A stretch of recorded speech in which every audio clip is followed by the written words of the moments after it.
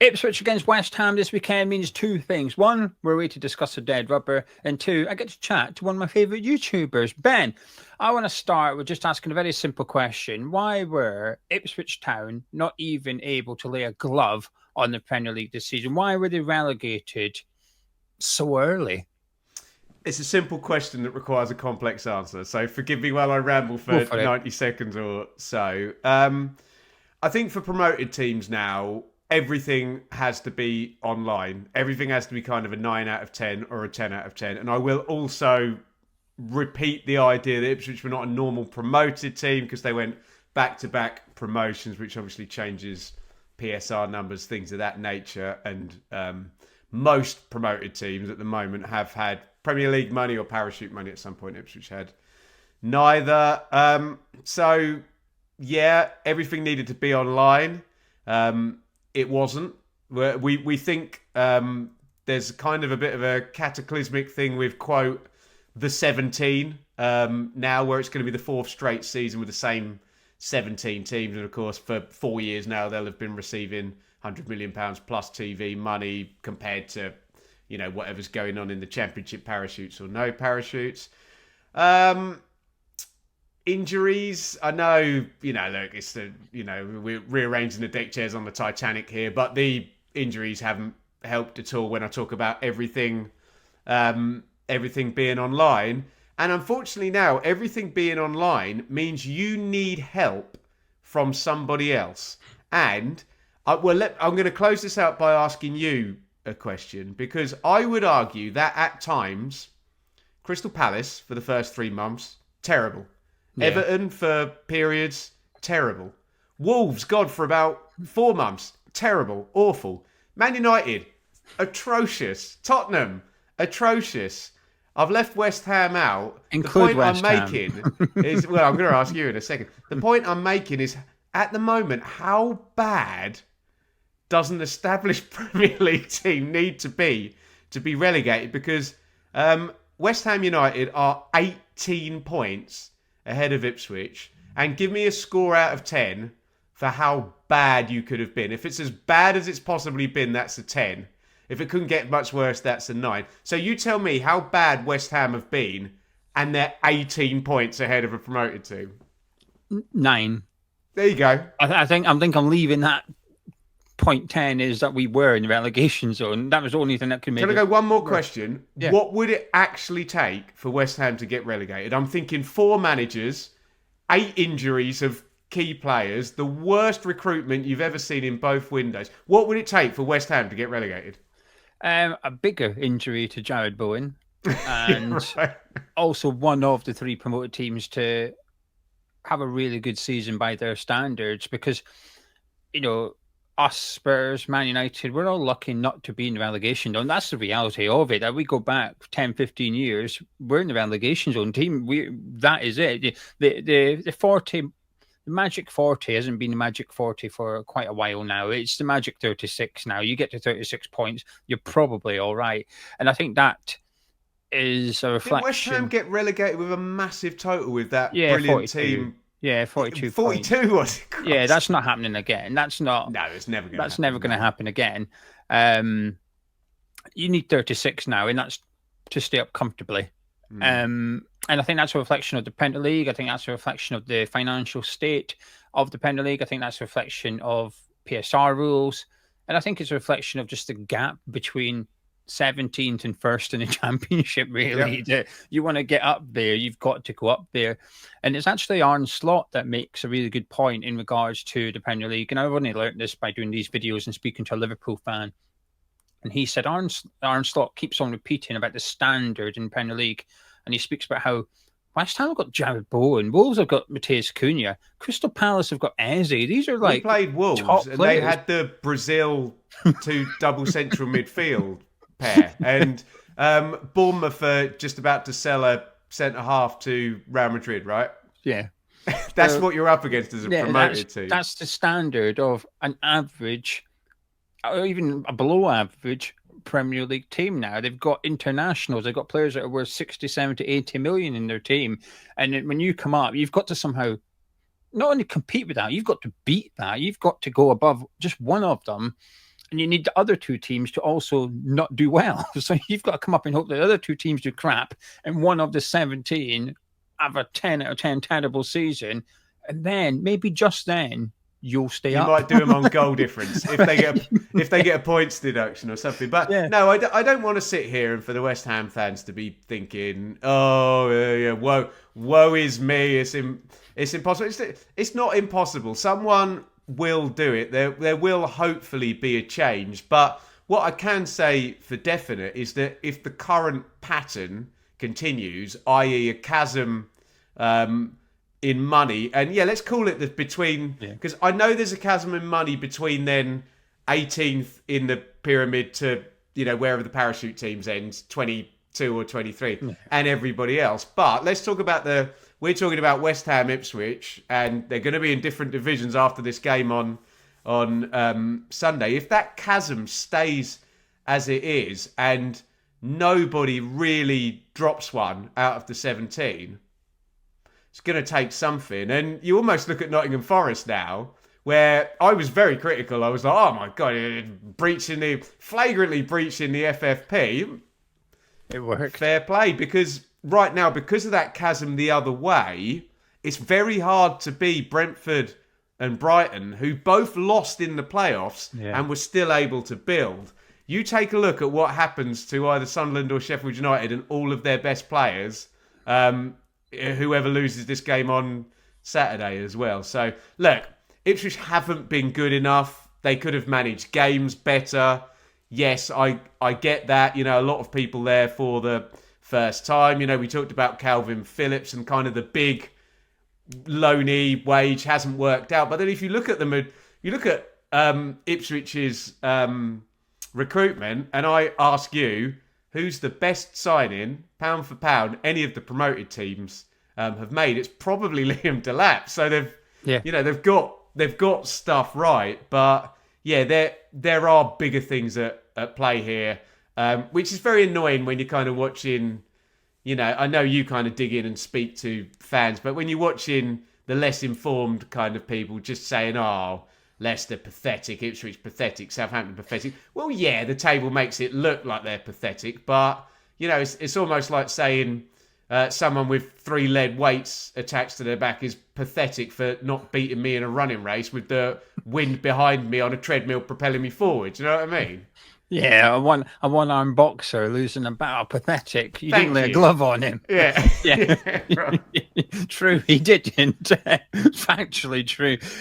How do you feel about it, though, as an Ipswich fan? Are you thinking we could have done better, should have done better? Or are you thinking it is what it is, there's nothing we could have done? We gave our best shot and that was that. Or is there an element of anger that's like we've spent over 100 million and we still can't get anywhere near staying up? So what's the point? Are you almost glad to be back in the Championship where you'll win games again, you'll be competitive, you could aim to have a good season? Or what's your feeling right now?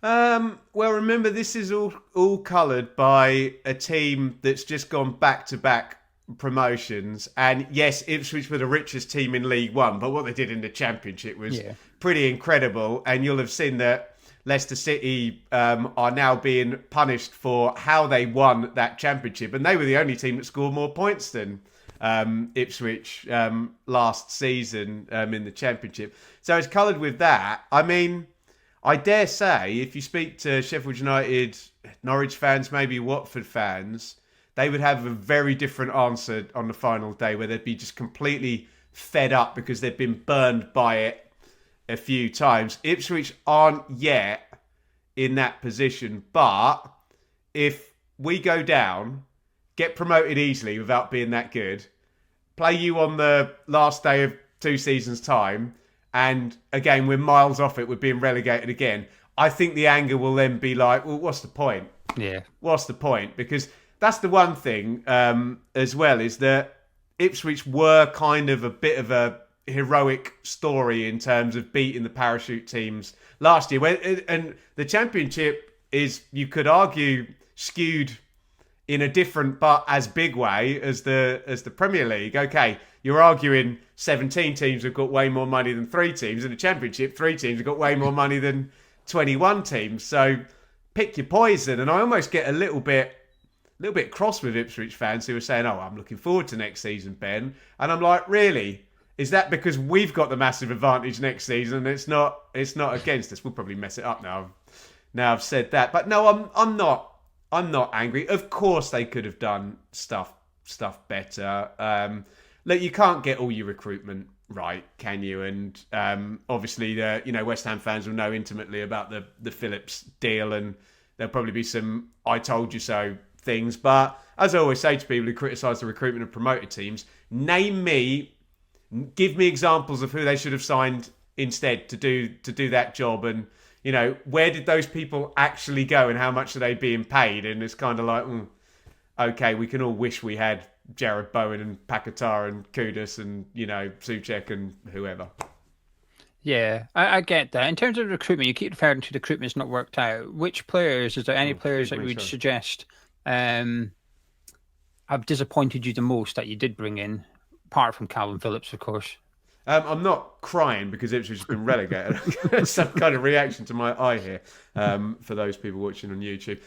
Well, look, Phillips is the obvious one because that's the big loanee, and some of the clanging, patronising advice you get from people who don't necessarily understand the minutiae of it is, you should have signed proven Premier League experience. And it's like, okay, great. Who? How much does that cost? And how does that fit the PSR limit of a team that was in League One 2 seasons ago? But the one player who was supposed to be proven Premier League and even better than that, Champions League experience was Calvin Phillips, and that hasn't worked out. Liam Delap has been fantastic. Dara Roche, I know if you're a West Ham fan, you'd probably, laugh, but this is the level we're in as compared to, 40, 50 million pound signings. But he's been really good at centre-back. The goalkeeper thing, and I heard Roy Keane sometimes oversimplifies things, and you're like, yeah, it's a bit reductive, is it? But sometimes he says something and you're like, you're right. And he says, there's no good team with a bad goalkeeper. And it's kind of like, probably right about that. And we put a lot of money into Muric in goal, and it just didn't work. And when you're signing a new keeper in January and he's playing all the games, that isn't great. And I will talk about the injuries because they signed Ogbene, season-ending injury to play down the right. Wes Burns was the guy he was. I forgot you had Ogbene. I completely forgot. Well, exactly. He was an Ipswich player. Wow. Yeah, and he may not have the say the skill of a West Ham midfielder, but in terms of physicality and Premier League running stats, he was right up there to do that job down the right. Wes Burns got season-ending injury down there as well. Central midfield's been disappointing. We've got this Jens Kajust on loan from Napoli, and he's been okay.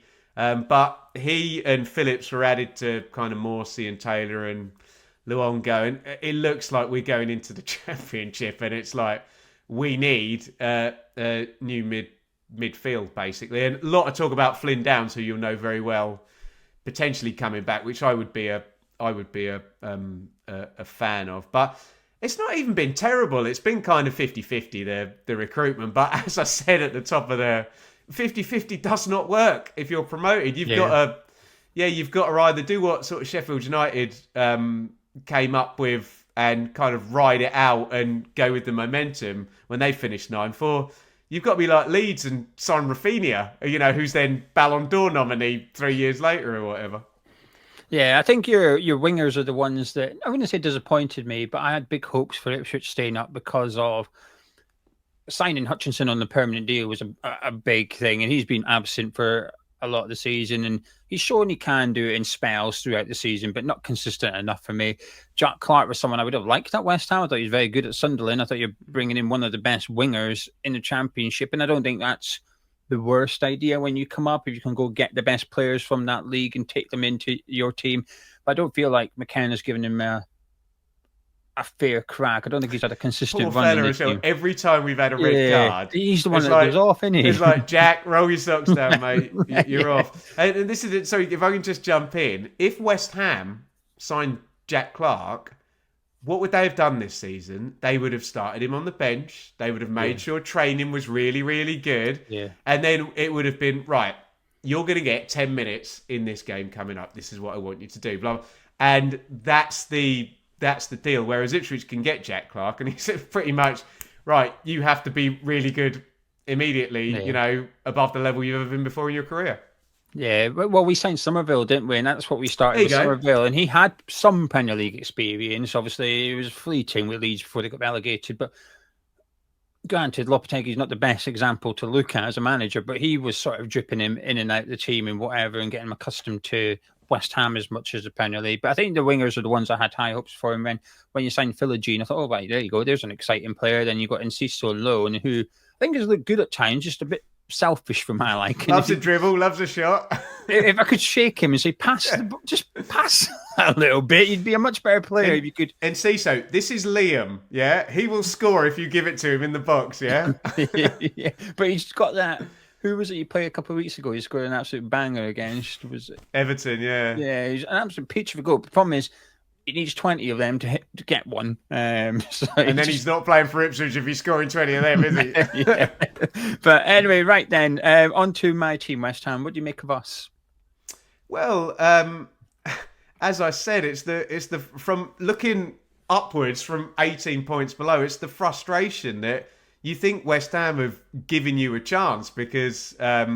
where I live, the guy who runs the shop over there is a West Ham fan. So we always talk about Ipswich and West Ham when I buy my bottle of Pepsi Max off him or whatever. And he's like, oh, yeah, not so sure about Potter. And where would we be without Bowen? And Fulkrug's called out Potter. And all the fans agree with Fulkrug and Paquetá and his yellow cards and, terrible run. I actually like Potter from covering the Championship and the Swansea team, but as Swansea fans remind me, well, they played some lovely football, finished 11th before Steve Cooper actually put them in the top four. So yeah, West Ham are another one of these teams who I think have not had a very good season, but are still light years, eons above my team, which is very annoying. What's your take? Yeah, I think I agree with what you're saying. I agree with your shopkeeper as well. He's a good lad. I like him. I could buy a chocolate bar from his shop. Yeah, we've been dreadful, and it's one of them. You think, thank God, one of the promoted three weren't good enough, because the reality is, we deserve to be in a relegation battle. I do genuinely believe that we deserve to have what is the board deserve to have stress of what you're going to do if you get relegated. They deserve to be having. What is the head-to-head quickly against the promoted teams? Have you won every game? No, because Ruud van Nistelrooy won one game in about 15. Yeah. I was just thinking, are you going to take 18 points off the bottom three to pad the total? Do you know something? You're not far off that, because we've obviously beaten you. Southampton we beat, and I think we beat them away and drew at home. Okay. I can't remember the way it was. I want to say we won narrowly, and then we drew with them at home, and then obviously Leicester we won one and lost one. So it's not even that. That's not even where the points difference is. So I think the board deserved to worry about being in the Championship next season, and I think almost the board deserved to be in the Championship next season. And what you're going to do with that stadium when the tourists that currently fill it don't turn up next season? What are you going to do? But the reality was, we were never in a relegation battle. We were always flirting with one. We were always 3 bad results, but also 3 good results. Not only did we have to lose 3, you had to win 3. So do you know what I mean? It's not like we lost 3 or 4 games. We'd been in a relegation zone. You had to pick up your points as well. And even people who were convinced we could get relegated, I was looking at it mathematically, saying, yeah, Bill, after 22 games, I say, not only do we have to if we win 3 games, we're all right, because Ipswich have got to get what they got plus an extra 5 wins, which they're not. There's less than half this. They're not doing it. They're just not doing it. So yeah, that's my thoughts. Are we're lucky, but we didn't really get what we deserved. I think we can, but it's, can you learn from it? And I guess that's what I'm going to ask you, Ben. Could West Ham get relegated next season, or do you think the gap is still too? I know who gets promoted at Wembley will have a big impact, because you feel like Sheffield United would be a bit better prepared for the Premier League than Sunderland. They've got the players, but I don't feel like Sunderland would be okay. Do you know what I mean? They've tailed off in the Championship, so I feel like they do that in Premier League too. But Sheffield United, Burnley, and Leeds coming up, I feel there's quite a bit of something there about them that maybe one of them could just make a go of it. It's difficult because everyone said, "Oh, look at Ipswich this season. Look at the momentum. Look at the good feeling." And McKenna was the hottest manager in European football at the start of the season, and he got 22 points, mate. It's and that's I was as you were talking, I was thinking of one of the frustrations, and I don't want to sound like a deluded football fan. We've been in a lot of games. Do you know what I mean? You know where. I've watched for 2 seasons every coin flip game we've been in, we've won. Do you know what I mean? We've had and that's where the benches make a difference as well, where, you know, Premier League established 17 can just destroy you off the bench when it's 50-50, and, you know, that's the difference. But, I mean, everybody looks at Leeds United and thinks big club, massive club, amazing history. All things are true.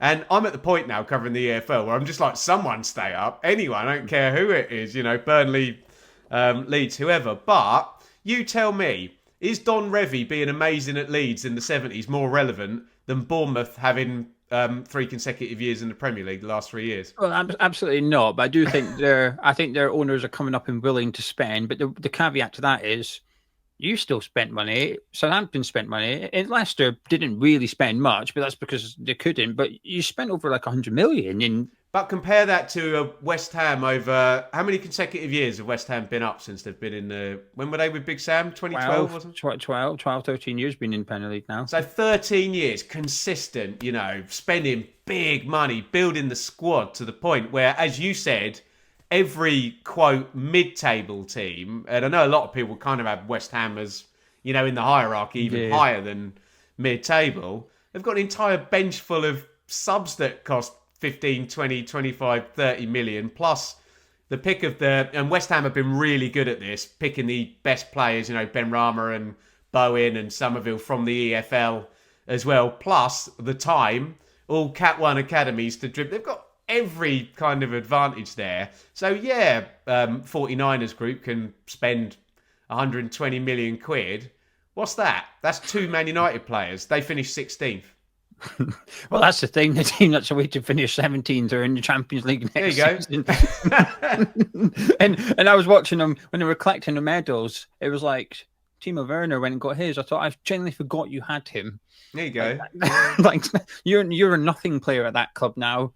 And you're worth tens of millions, and you're on however many tens of £1,000s a week, and you were a top player in the Bundesliga at Leipzig, and you're now just forgotten about because they can afford to discard that player. They can afford to go, don't worry about it, we'll just focus on Richarlison, Odegaard, Son, Brennan Johnson. We'll just focus on them instead. That's great if there's some kind of cascade down. I'm not saying that teams that have, you know, Ipswich have been in the Premier League 1 year out of like 25 or something. So of course they don't deserve to have as good a squad as West Ham, who have been there, you know, year after year after year, and just very rarely are in the second tier. But we just can't have the massive cliff edge. That's not good long term for English football. I agree, because I think the price from getting promoted should be that you have an opportunity of staying in the league you're going into, not that you have a season out and a holiday. You can enjoy your 38 days games, lads, and we'll see you next season, yeah? And that's what it needs to be. You've got to be able to, like Leeds fans, Burnley fans, and Sheffield United or Sunderland fans that come up should believe that they can stay up. And they will. But the neutrals of the Championship, likes of yourself and those that are into the EFL, they should watch those 3 teams and go, oh, they're going to do it, or whatever. But they don't. We should be going, Burnley had the greatest defence in Championship history. Will that defence give them a chance in the Premier League? No one's saying that. Everyone will be saying, oh, they got no chance. Yeah, you can't sit and defend in the Premier League and give, you know, even Brighton, Brentford, Bournemouth, whoever, Fulham in the middle of the table the ball for 75 minutes. Ain't gonna work, is it? So yeah, it's a bit of I mean, I don't know how you feel as a West Ham fan, because it's a depressing conversation, but if you're in the 17, are you almost feeling, I mean, you asked me 5 minutes ago and I never answered, but are you almost feeling, we ain't getting relegated? We would have to be so unlucky, so bad. This season I was feeling like that, like we won't go down. But I am worried that next season we could. And it's not necessarily a reflection of the three coming up. It's more a reflection of my club. And I think naturally you can be pessimistic about your own club. I think it's like a human nature that you look at everything through the sort of the worst case scenario. And that is the worst case scenario for West Ham now, that we get the summer recruitment wrong. Because ultimately we're dealing with facts. Potter's won 4 games in 18. You do that next season, we're getting relegated. We're getting 8 wins in the Premier League. That's 24 points, right? That's Leicester have got 6, Ipswich have got 4, and Southampton have got 2. And did you mention Everton a minute ago? No, but carry on. Sorry, I was just going to say, think about Everton. How bad have they? I think Jamie Carragher said on Sky, the worst run club in English football over 10 years. Points deductions, abject. Terrible. Haven't been close to being relegated. Okay, went to final day on, a couple of seasons. I take that back. But they never got relegated. Yeah. And they've been as bad as they could have possibly been. Yeah, even that worst season, like you said, it went to the final day under Lampard, but they got everything horrifically wrong and still stayed up. I think it's a reflection of the Premier League itself. But anyway, just to quickly, do you think we could get relegated next season, or do you think it's just no? I can't. I'll reiterate my stance. You would not only so you'd have to keep Potter, but keep him slightly too long if and he would have to be terrible. Then you'd have to sack him, sign someone else who was terrible, and keep him slightly too long. Then sack him. Like when Leeds ended the season with Allardyce or whatever. So you probably need 3 managers. Like you said, you'd have to sell Bowen, Paquetá, Kudus, like 2 of those, and replace them incredibly badly, have a load of injuries, and Leeds, Burnley or Sunderland, Sheffield United, one of them needs to, what do you reckon, 34 points, and you're terrible with 33 or what have you. Yeah. It just feels like it's not going to happen. I hope I'm wrong, because how dull is that? And it's very, very revealing that you and I, there's a football match, but the conversation is like, well, who knows? Who cares what's going to happen in the football match? West Ham will win, Ipswich will win, or it'll be a draw. But there's a kind of bigger conversation here, 100%. Isn't there? And it's very revealing that we could probably talk now 2x what we've said already and still be talking. We're not mentioning, who's going to play? What's the score going to be? It's like, well, is that really the conversation today?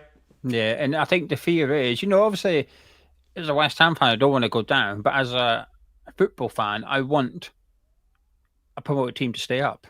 Yeah. I think it's important. I think competition is healthy. It's vital. And that's why when it comes to the European race, which comes to a conclusion on Sunday, I want Nottingham Forest to beat Chelsea on Sunday. I want to see them get the higher competition as possible, and I want Villa to get in there. And, my ideal would be that, that's why I wanted Bournemouth to beat Man City during the week, because I wanted Man City to drop out of the top 5. Because that could be West Ham. Yeah. Do you know what I mean? Yeah, that could be you. Yeah. So it would be fun. So I hope someone does go down out to 17. I hope someone does get relegated next season. I hope it's not us, because, put it this way, I think you're in a better position to get relegated than we would be if we went down. I've got more faith in Ipswich coming back up next season, whereas West Ham, I wouldn't have that faith. I think we'd combust, not quite a Luton Town style, but I think we could find ourselves in that league for maybe more than one season. You would be, as someone who studied it, you would be very surprised at the sheer power someone of West Ham's stature coming down would just immediately, unless there was big PSR kind of issues, you would be surprised at how many players you could sell and still be miles better than there is another chasm below the parachute team as well. West Ham would just be so far above, but it's not a conversation I think that we'd be having. Well, maybe I'll ring you up in 12 months and say, Ben, get on, West Ham get relegated. We need to discuss this. Right then, Sunday there is a game. I think we've expressed how we feel about it by not talking about it. But how do you see the game going? It's so sad to go. I'm not really asked. Do you know what I mean? It would be amazing to not finish in 19th, but then to go straight back to money. Leicester are probably going to get a points deduction, and we're going to finish 18th anyway. So, and why do we want to finish 18th? Because of the extra £3 million to, bounce up your PSR numbers. Look. We don't think you're very good at the moment, but so do we. You're light years ahead of us in terms of players. Everybody's on the beach, so nobody's really got anything to play for. If both sides turn up, West Ham will win. But we could do something. I don't know. I mean, it would probably be symptomatic of both teams' season that the irrelevant, unhelpful game produces an irrelevant, unhelpful draw. But we'd love to sign off with a win. But really, it's almost a case of get that final whistle blown.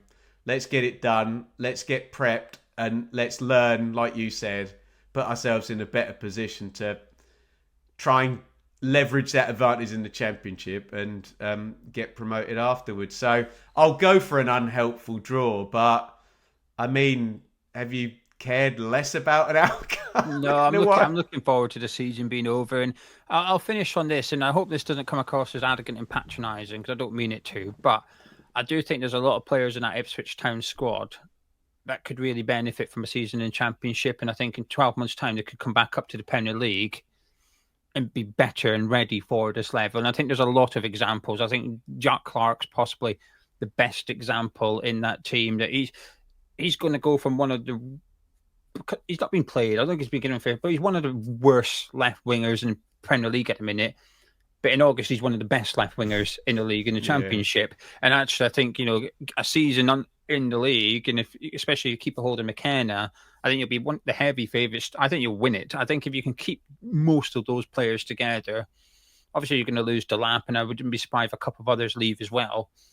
But you've shown... fancy Davis or Hutchinson or O'Shea at West Ham? I mean, you had a very good left back from us. I like 15 years ago, or whatever it was. Are you at all linked with Creswell, by the way? Because I would love Aaron Creswell to go back to Ipswich. I hope he goes back. I'm rooting for it. It hasn't been yet, but yeah, I'd be across it. It just depends. And here's another chasm. He is going to a contract for Creswell. How long has he been with you? Like 12 years or something? 2014 we signed him. So incredible. So yeah, think how his salary has bumped up over the years and how much he's going to be needed to be paid. And you just wonder whether if you're him and you can get a deal, I'm going to say Saudi or MLS or whatever, and get really nice payday. But that'd be great to have.